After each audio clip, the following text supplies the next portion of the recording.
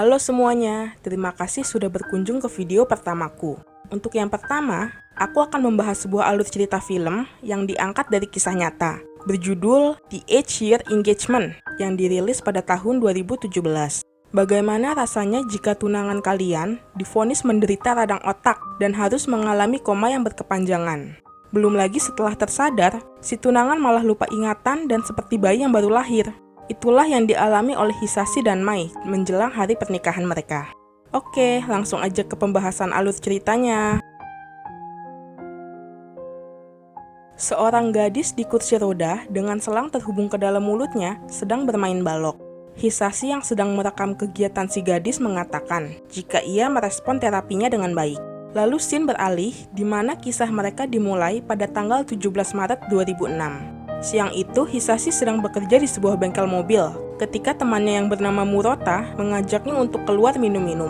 Murota bilang ia akan membawa banyak teman perempuan bersamanya.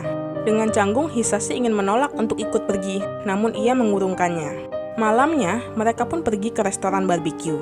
Seperti yang dijanjikan, banyak teman perempuan Murota yang datang. Semua orang tampak menikmati makanan mereka, kecuali Hisashi. Melihatnya, Murota pun mencoba mengenalkan Hisashi pada Haru dan Inoue. Namun, perhatian Hisashi malah tuju pada gadis bersweater merah bernama Mai yang sedang menatapnya di ujung meja. Acara terus berlanjut. Murota mengatakan jika Hisashi adalah pria pekerja keras dan tampan. Tapi sayangnya, ia adalah tipe orang yang membosankan dan pekerjaannya hanyalah seorang montir. Di saat semua orang menertawakannya, pandangan Hisashi dan Mai bertemu sekali lagi. Selesai makan, Murota mengajak semuanya untuk pergi karaoke. Kali ini, Hisashi berhasil menolak ajakan Murota. Saat perjalanan pulang, tiba-tiba Mai memanggil dan berlari ke arahnya. Dengan jujur, Mai mengatakan jika ia kesal dengan Hisashi yang terlihat bosan selama acara barbeque. Sebenarnya Mai juga tidak menikmati acara tersebut. Tetapi, jika Hisashi sudah memutuskan untuk datang, setidaknya ia bisa berpura-pura senang untuk menghormati orang lain. Kemudian Hisashi meminta maaf karena sudah bersikap tidak sopan. Dia bilang tadi dia sedang sakit perut karena minum alkohol dan makan daging. Mai pun merasa tidak enak karena sudah salah paham kepada Hisashi. Lalu Mai mengatakan jika menurutnya pekerjaan Hisashi sebagai montir sangatlah menarik. Hari-hari berikutnya, Hisashi dan Mai menjadi lebih sering bertemu. Mai tidak ragu untuk menceritakan tentang dirinya kepada Hisashi. Ia bilang cita-citanya adalah menjadi koki. Ia juga pernah magang di restoran ketika masih SMA. Bertolak belakang dengan Hisashi yang canggung dan pendiam, Mai adalah seorang gadis yang ceria dan mudah bersosialisasi. Terbukti, ketika mereka datang ke restoran yang sudah penuh, dengan santai Mai bertanya untuk berbagi meja ke salah satu pengunjung. Mai juga berhasil meminjam pancingan pada orang yang tidak ia kenal. Hisashi terkesima oleh kepribadian Mai yang menyenangkan. Kemudian Mai juga diam-diam memberikan masakannya kepada Hisashi yang datang berkunjung ke restoran tempat ia bekerja. Hubungan Mai dan Hisashi menjadi semakin dekat. Bahkan, Hisashi sudah berkunjung ke rumah orang tua Mai. Saat malam Natal, Hisashi dan Mai merayakannya dengan makan malam berdua. Mai memakaikan Hisashi shawl sebagai hadiah Natal. Akhirnya pada hari itu, mereka berdua memutuskan untuk berpacaran. Keesokan harinya, Mai datang ke bengkel Hisashi. Di sana ia terjatuh dan mengotori tangannya. Ketika Hisashi sedang membersihkan tangan Mai, dia melihat cincin pemberiannya ada di jari tengah milik Mai. Malam harinya, mereka duduk berdua menikmati pemandangan kota. Saat itu, Hisashi meminta cincin yang pernah ia berikan kepada Mai dan memakaikan cincin yang baru ke jari manis milik Mai. Hisashi meminta Mai untuk menikah dengannya, yang langsung disetujui oleh Mai. Berikutnya, Mai mengajak Hisashi ke sebuah tangga yang menuju gedung pernikahan. Dia bilang dia selalu memikirkan gedung itu ketika melewatinya. Mata Mai berbinar ketika sepasang pengantin muncul menuruni tangga tersebut. Melihatnya, Hisashi segera menarik Mai ke arah seorang wedding organizer untuk merencanakan pernikahan mereka. Di tengah kebahagiaannya, Mai merasakan kepalanya berdenyut. Saat itu si wedding organizer datang dan mengatakan jika mereka bisa mengadakan pernikahan tanggal 17 Maret. Hisashi menyetujuinya, karena itu bertepatan dengan ia bertemu Mai untuk yang pertama kali. Esok harinya, Hisashi sedang mengenang foto saat mereka liburan di air terjun dan kencan di restoran udon. Mendengarnya, Mai tampak bingung. Ia tidak ingat pernah liburan di air terjun dan kencan di restoran udon. Di tengah sakit kepalanya, Mai bertanya jika mereka memang tidak pernah pergi ke tempat tersebut. Ketika Hisashi akan membawanya pergi, Mai tiba-tiba panik dan berhalusinasi tangannya dipenuhi darah. Mai masih mengamuk ketika Hisashi membawanya ke rumah sakit. Kedua orang tua Mai sudah tiba terlebih dahulu. Mereka bilang dokter tidak tahu apa yang terjadi pada Mai. Esok harinya di bengkel, Hisashi mendapat kabar jika Mai dalam keadaan kritis. Di rumah sakit, Hisashi melihat Mai dalam keadaan koma, dan tiba-tiba saja badan Mai mengalami kejang. Hisashi sedih melihat kondisi tunangannya. Musim dingin akan segera berakhir. Sudah 34 hari Mai dalam keadaan koma. Hisashi dan ibu Mai bergantian menjaganya di rumah sakit. Tiap hari, Hisashi merekam dirinya yang menunggu Mai untuk segera terbangun. Saat sedang istirahat kerja, Hisashi memberitahu bosnya yang bernama Shibata bahwa Mai terkena radang otak yang disebabkan oleh tumor ovarium. Ini adalah penyakit langka yang hanya menyerang 33 dari 100 juta orang. Lalu Shibata bilang, jika alasannya dulu menerima Hisashi adalah karena Hisashi yakin bisa memperbaiki semuanya selama ia terus mencintai dan tak pernah menyerah. Dan yang paling penting adalah percaya bahwa kita pasti bisa memperbaikinya. Malamnya Hisashi mendatangi si wedding organizer, bukan untuk membatalkan pernikahannya, tapi dia meminta untuk dimundurkan ke tahun berikutnya. Dia bilang, Mai sangat menantikan menikah di gedung tersebut, dan ia yakin Mai akan segera terbangun dari komanya. Namun, si wedding organizer mengatakan sulit untuk melakukannya karena tidak ada jaminan mereka pasti akan menikah tahun depan. Hari terus berlanjut, dengan Hisashi yang merekam kesehariannya untuk diperlihatkan pada Mai nanti. Si ayah yang bekerja di kantor, dan si ibu yang menyiapkan segala kebutuhan Mai. Kondisi Mai pun masih tetap sama, koma dengan tangannya yang terus bergerak sendiri. Malam harinya, Hisashi dan orang tua Mai setuju agar Mai dioperasi untuk mengeluarkan indung telurnya. Si ibu begitu sedih karena itu artinya Mai tidak akan bisa punya anak. Malam berikutnya, Hisashi diundang ke rumah orang tua Mai. Ayah Mai bilang, Hisashi sudah cukup melakukan banyak hal untuk putrinya, dan sekarang waktunya Hisashi untuk melupakan Mai. Hisashi menolak karena ia sudah berjanji untuk menikahinya dan ingin berada di sisi Mai lebih lama. Si ibu bilang ia senang Mai bertemu dengan Hisashi, tapi mereka tidak ingin untuk menahan mimpi Hisashi. Hisashi pun pulang dengan menangis. Dia bahkan terjatuh dari motornya. Di kantor, Shibata mengajak Hisashi ke Pulau Sodoshima menggunakan kapal laut. Di sana, mereka menonton pertunjukan kabuki.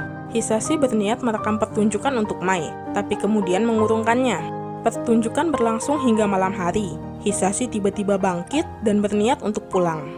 Hisashi bilang, meskipun ayah Mai tak menganggapnya sebagai keluarga, tetapi ia tetap ingin berada di sisi Mai di saat tersulitnya.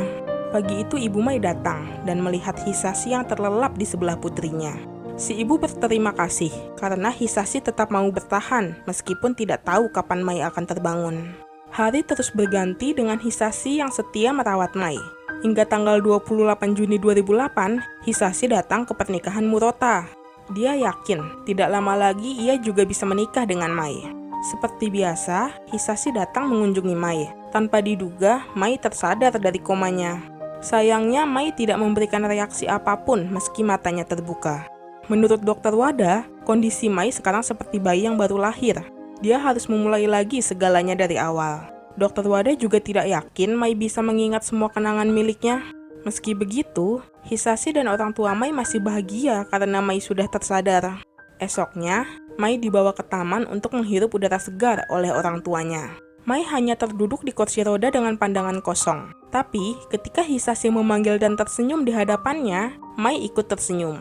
Pada tanggal 29 Maret 2009, Mai kembali dibawa terapi oleh Hisashi dan orang tuanya. Mai terlihat sudah bisa sedikit merespons sekitarnya. Di kamar, Hisashi melatih Mai dengan bermain lempar tangkap balon. Mai juga melakukan banyak terapi lainnya, seperti berjabat tangan, mencoba berdiri, dan menulis. Hisashi dan orang tuanya sangat senang ketika Mai tiba-tiba mencoba bernyanyi mengikuti acara televisi. Sudah 5 bulan berlalu, keadaan Mai sudah semakin membaik. Hisashi juga masih setia mengunjungi Mai di rumah sakit terapi. Tidak terasa tanggal sudah berganti ke 11 Maret 2012. Itu artinya sudah 6 tahun sejak Hisashi dan Mai bertemu. Mai masih duduk di kursi roda, tapi dia sudah lancar berbicara. Di kantin rumah sakit, Mai sedang mengobrol dengan teman-temannya. Dia terdiam ketika ditanya tentang pertemuannya dengan Hisashi. Saat itu, Hisashi langsung menjelaskan tentang bagaimana ia bertemu Mai untuk pertama kalinya. Hisashi membawa Mai melihat akuarium ketika temannya sudah pulang. Dia bertanya, apa Mai hanya tidak bisa mengingat dirinya? Mai pun meminta maaf, karena meski sudah berusaha, ia masih tetap tidak bisa mengingat Hisashi yang sudah melamarnya. Tapi, Mai berjanji untuk terus berusaha mengingat Hisashi. Di balik tembok, si ibu pun tersenyum mendengarnya. Malam itu Hisashi menceritakan semua kenangannya, yang kemudian dicatat oleh Mai. Mai menepati janjinya berusaha mengingat Hisashi. Ditemani si ibu, Mai mengunjungi berbagai tempat yang pernah ia kunjungi dengan Hisashi. Tapi, karena hanya diberi waktu keluar 3 jam oleh dokter, Mai tidak sempat pergi ke apartemen Hisashi. Besoknya, Hisashi panik ketika tidak menemukan Mai di kamar rumah sakitnya. Ibu Mai pun bilang, mungkin saat ini Mai pergi ke apartemen Hisashi. Benar saja, Mai pergi ke sana seorang diri meskipun hari sedang hujan. Ketika bertemu, Hisashi langsung berlari dan memeluk Mai yang jatuh dari kursi rodanya. Mai menangis karena ia sangat ingin mengingat tentang Hisashi. Saat itu, kepala Mai kembali berdenyut sakit. Mai tersadar di rumah sakit dan menangis meminta maaf kepada orang tuanya. Tengah malam, Mai dan Hisashi gelisah tidak bisa tidur karena memikirkan sesuatu. Esok harinya, Hisashi membawa Mai keluar dengan mobilnya. Mereka pergi ke tempat Hisashi pernah melamar Mai. Di sana Hisashi bilang, Mai tidak perlu memaksakan diri untuk mengingatnya. Hisashi sangat senang ketika Mai akhirnya bangun dari koma. Saat itu, meskipun mereka sudah bertunangan, tapi Hisashi seperti orang asing bagi Mai. Tetapi Mai tetap berusaha keras untuk mengingat dirinya. Oleh karena itu, Hisashi ingin mulai saat ini Mai menjaga dirinya sendiri dengan baik. Hisashi tidak ingin Mai terluka karenanya. Jadi, Hisashi akan berhenti datang menemui Mai. Malamnya, Hisashi mengantarkan Mai kembali ke rumah sakit. Dia menunduk hormat ke orang tua Mai sebelum melanjutkan pergi dengan mobilnya. Di tengah jalan, Hisashi menghentikan mobilnya. Ia menangis mengingat Mai bukan miliknya lagi. Beberapa hari kemudian, Hisashi sudah pindah kerja ke bengkel lain. Mai pun sudah diperbolehkan pulang ke rumah orang tuanya. Di sana, Mai menemukan ponsel lamanya, tapi ia tidak bisa membuka passwordnya sendiri. Setahun kemudian, tepatnya tanggal 6 April 2014, Mai masih mengikuti terapi berjalan dengan alat bantu di kakinya. Di depan ayunan tepi pantai Shidoshima, Hisashi membayangkan Mai yang sudah bisa berjalan secara perlahan ke arahnya. Di rumah sakit, Mai kembali melakukan pemeriksaan pada otaknya. Dokter bilang Mai sudah pulih total. Sekarang waktunya Mai untuk menikah, punya anak, dan meraih kebahagiaannya. Mengenai operasi indung telur, ternyata dulu ibu Mai memohon pada dokter, supaya setelah operasi, Mai masih bisa untuk punya anak. Pulang dari rumah sakit, Mai dan ibunya mampir ke sebuah mall.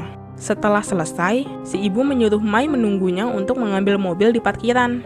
Mai termenung ketika melihat gedung pernikahan impiannya di seberang jalan. Lalu, seorang wedding organizer keluar dan menghampirinya. Di dalam gedung, si wedding organizer berkata kalau Hisashi selalu datang setiap tahunnya dan memperpanjang reservasi hingga saat ini. Si wedding organizer selalu menyediakan tanggal 17 Maret bagi Hisashi dan Mai. Kemudian, Mai mengambil ponsel lamanya dan mencoba 0317 sebagai passwordnya. Berhasil, layar menunjukkan foto Mai dan Hisashi sebagai wallpapernya. Juga terdapat banyak pesan masuk di sana. Besoknya, Mai sedang naik kapal laut seorang diri. Sebenarnya si ayah khawatir membiarkan Mai pergi seorang diri. Tapi si ibu meyakinkan jika itu keinginan putri mereka dan Mai akan selalu kembali. Jadi, Mai pasti akan baik-baik saja. Mai kembali membuka pesan video di ponselnya. Video tersebut dikirimkan oleh Hisashi ketika Mai masih dalam keadaan koma. Hisashi juga merekam kegiatannya selagi menunggu Mai bangun, seperti memasak pasta, jalan-jalan ke bukit tempat ia pernah melamar Mai, dan saat ia kesepian tanpa Mai di sisinya. Mai menangis melihat video-video tersebut. Kemudian, ada juga video saat Hisashi mengatakan mencintainya di pinggir sungai, ketika Mai baru menyelesaikan operasi ovariumnya. Saat Mai diajak ke taman pertama kali setelah tersadar, lalu Hisashi mengatakan akan selalu menunggu Mai. Berikutnya, video Hisashi yang mengatakan ia ada di pulau Shidoshima. Dan yang terakhir, video saat alat bantu pernapasan Mai sudah bisa dilepaskan. Taksi yang mengantarkan Mai tiba di tempat Hisashi tinggal. Sayangnya ia sedang tidak ada di rumah. Dengan kursi roda, Mai mencari Hisashi sampai ke ayunan di pinggir pantai. Di sana, Mai melihat Hisashi sedang memperbaiki ayunan bagi anak-anak. Kemudian, Hisashi berjalan ketika melihat Mai di kejauhan. Tapi Mai berteriak jika ia yang akan menghampiri Hisashi. Mai pun menjalankan kursi rodanya menuju Hisashi. Di depan Hisashi, Mai berkata, jika Hisashi selalu menunggunya, percaya padanya, dan berada di sisinya, tapi dia malah tidak bisa mengingatnya. Tapi itu tidak masalah, karena sekali lagi, Mai telah jatuh cinta pada Hisashi. Hisashi berjalan mendekat dan berlutut di hadapan Mai. Dia bilang akan selalu mencintai Mai. Kemudian, Hisashi mengajak Mai untuk berjalan bersama. Hisashi menurunkan kaki Mai dari kursi roda dan membantu mengangkat tubuh Mai untuk berdiri. Mai mencoba berjalan perlahan dengan masih memeluk dan bertumpu pada Hisashi. Sambil memeluk tubuh Mai erat, Hisashi meminta Mai untuk selalu berjalan bersamanya.